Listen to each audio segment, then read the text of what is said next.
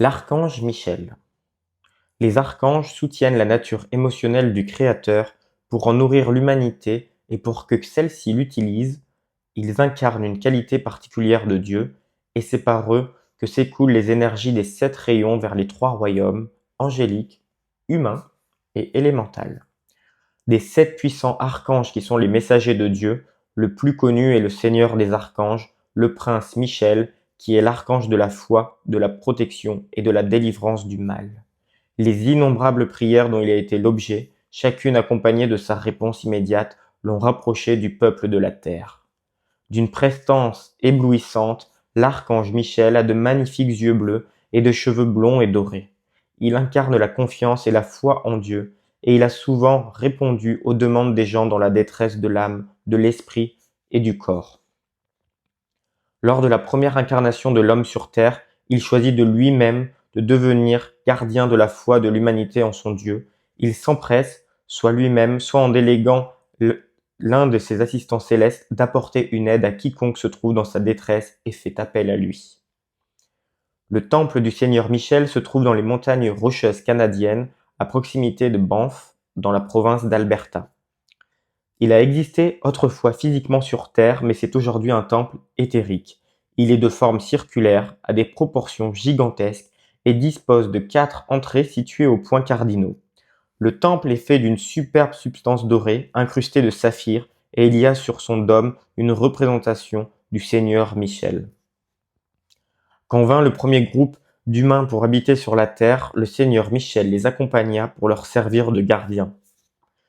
Les saints innocents s'incarnèrent dans le voisinage des montagnes du Téton, qui sont aujourd'hui dans le Wyoming, USA. Beaucoup de siècles plus tard, après l'arrivée depuis d'autres planètes des attardés qui apportèrent avec eux les ombres de la discorde, l'archange Michel et son armée angélique se retirèrent de plus en plus dans le temple de la foi. À partir de ce foyer, lui et ses légions continuèrent à garder, à protéger et à servir l'humanité. Avant que les gens eussent commencé à produire leur création, il était dans leur nature de se promener et de parler avec l'armée angélique et ses directeurs, de les servir et d'accepter leurs conseils.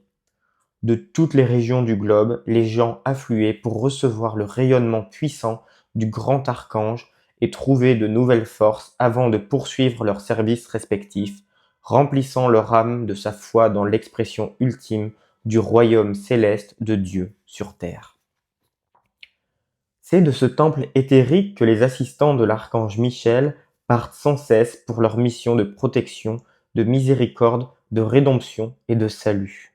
De là, le rayon de foi absolue et inébranlable en Dieu irradie la substance émotionnelle, mentale, éthérique et physique de la terre et de ses évolutions résidentes. La nuit, tous ceux qui aspirent à libérer la race de la maladie, de la lassitude de l'âme et de toutes les limitations humaines viennent dans leur corps subtil y retrouver le courage et la force de continuer le service qu'ils ont choisi de rendre à la terre.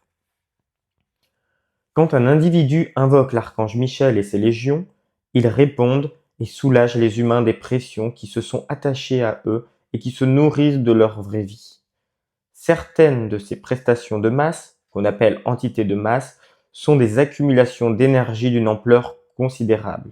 Un individu pris dans les filets d'une telle entité en se reliant à elle par des pensées et des sentiments similaires n'a pas suffisamment de vitalité spirituelle, de sagesse, de force ou de courage pour s'extirper par lui-même de cette méchanceté.